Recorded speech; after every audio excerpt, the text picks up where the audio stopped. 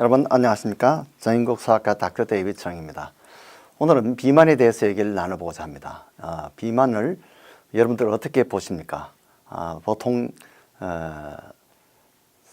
친구들끼리 이렇게 물으면 아주 복스럽고 보기 좋아 보입니다. 이렇게 덕담을 하게 됩니다. 그렇게 하면서 요즘 너 살이 빠졌어 이렇게 하면 좋지 않은 이야기로 그렇게 들리기 쉽습니다.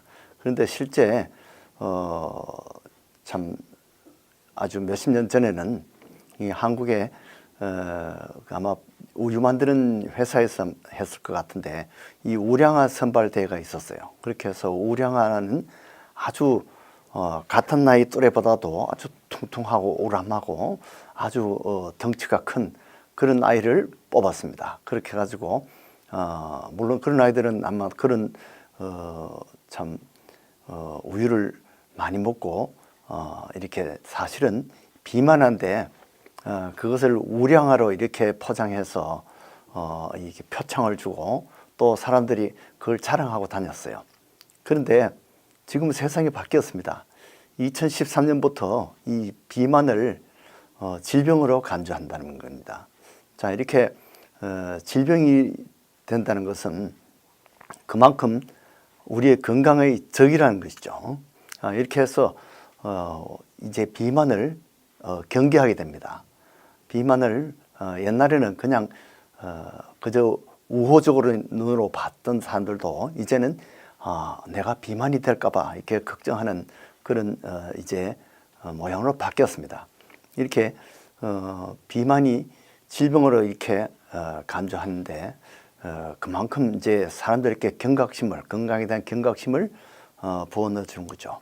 그렇게 해서 국가적으로 이렇게 이 비만에 대해서 경각심을 주고 이렇게 많은 노력을 기울입니다. 가령 뉴욕시에서는 이 비만을 줄이기 위해서 소다를 큰 이 컵에는 팔지 못하도록 이렇게 금지 법을 만들 정도로 그렇게 아주 정부에서 노력하고 학교에서도 노력하고 가정에서도 노력하고 이런데도 이 비만 통계를 보면 자꾸 비만이 조금씩 증가하고 있습니다. 그렇게 해서 뭐 한국에도 옛날에는 이 보릿고개라는 게 있었죠. 그렇게 해서 사실은 많이 못 먹어서 그때는 다 이렇게 여인 상태였고 그저 평균 정도 이렇게 되면 그저 보기가 좋았는데 지금은 너나 할 것 없이 다 먹을 게 많으니까 이제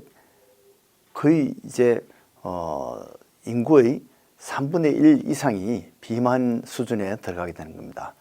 미국에도 보면 상당히 이 다이어트에 대해서 또는 비만에 대해서 이 광고도 많이 나오고 여러 가지 교육을 많이 하지만은 또 운동 코र्스도 많이 있습니다. 그렇게 하지만은 실제 보면 이 주에 따라서 조금 다른데요. 비만 그 통계가 한 25% 인구의 25% 내지 35%가 비만에 속합니다. 그것은 4명 중에 1명 또는 3명 중에 1명꼴로 이 비만병에 걸려 있다는 거죠. 이 지역별로 보면 미국에서는 이 남부에서 비만 지수가 높습니다. 보통 이 동북부 지역, 우리가 사는 뉴욕, 뉴저지 또는 보스턴 이 북부에는 보면 비교적 비만 통계가 낮습니다. 23.3%예요. 또 서부 캘리포니아의 이런 도시에 이렇게 보면 22.1% 이렇게 비만 통계가 낮게 나옵니다.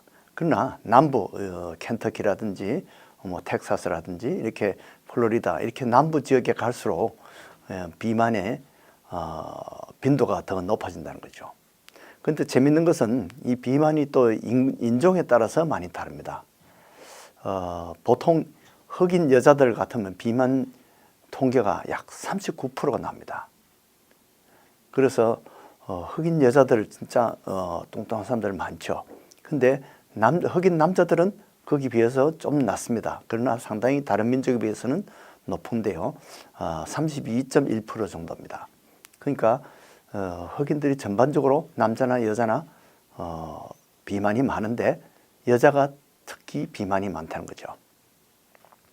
그런데 나이별로 보면 이제 어릴 때는 다 이렇게 고만고만하던 그런 아이들이 이제 사춘기 때도 괜찮았는데 이제 30대가 지나면서부터 이 비만 지수가 높아집니다. 그렇게 해서 50대에 이르면 남자들은 39%면 10명 중에 거의 4명꼴이 비만이라는 거죠. 여자들은 32.1%예요.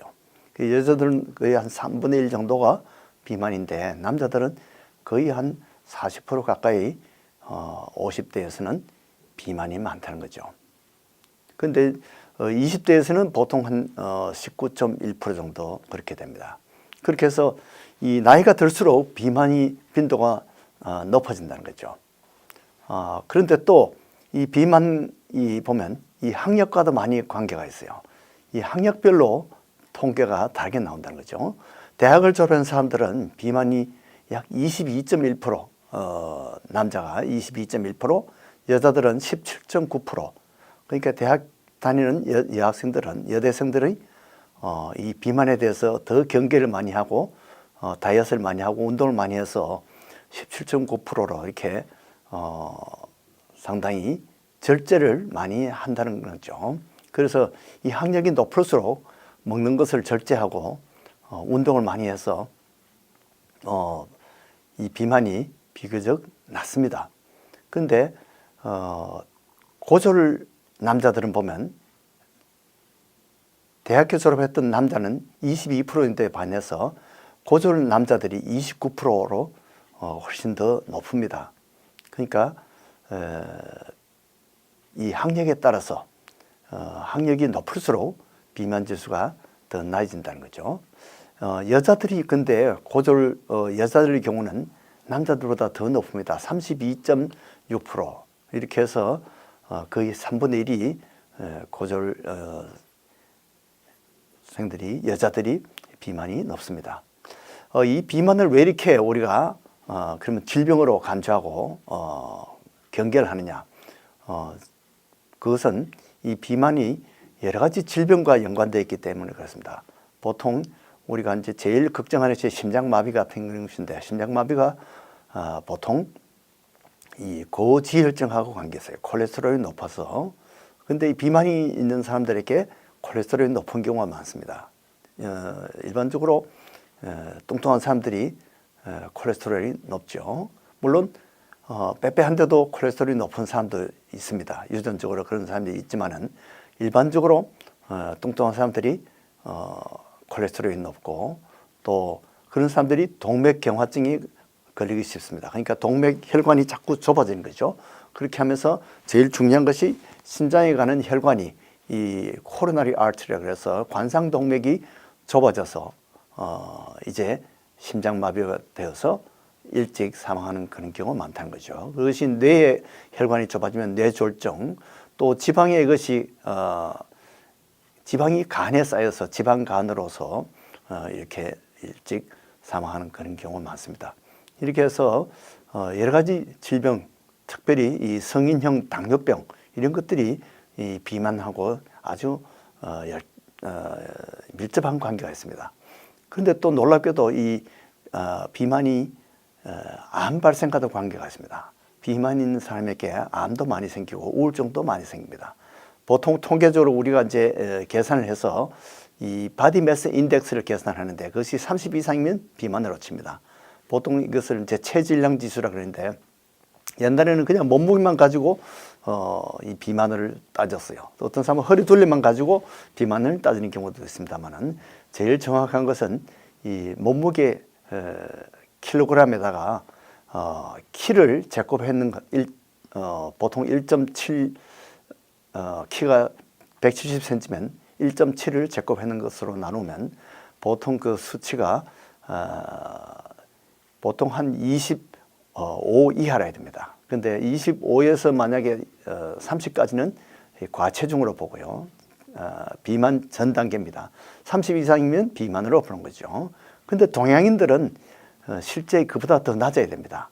동양인들은 체질이 비만이 서양 사람들 비해서 낮은데도 이 비만에 생기는 여러 가지 질병들이 많이 생기더라는 거죠. 그래서 동양인들은 BMI를 23 이하로 유지하는 것이 가장 좋습니다. 그리고 과체중이 23 내지 27 이상을 과체중으로 봅니다. 그리고 27 이상을 동양 사람들은 비만으로 봅니다. 그래서 보통 학교 신체 검사할 때 이제 비만 바디매스 인덱스를 다 이제 적게 돼 있어요. 인슐런스에서도 이 BMI를 굉장히 신경을 씁니다. 그렇게 해서 6살 때는 뭐 15.5 정도 되고 10살 때는 17, 15살 때는 20, 또 고등학교 졸업할 때는 한 22 정도 이렇게 자꾸 높아집니다. 이렇게 사실은 먹는 것이 죄는 아닙니다. 그러나 이 비만인 사람들은 더 피곤해하고 또 그런 사람들은 이 식욕에 절제력이 없어서 많이 먹게 됩니다. 그렇게 해서 피곤하니까 더 많이 먹고 이렇게 해서 비만이 더 악화되는 경우가 많습니다. 이 성경에 보면 부자와 나사로 이야기 나오는데 부자가 아마 이 비만일 같은 그런 느낌이 듭니다. 그렇게 해서 많이 먹고 많이 살이 찌는 것이 건강에도 좋지 않다는 것입니다. 여러분들도 비만을 경계하시고 먹는 것과 또 운동하는 것에 신경을 많이 쓰셔서 건강을 유지하시기 바랍니다. 안녕히 계십시오.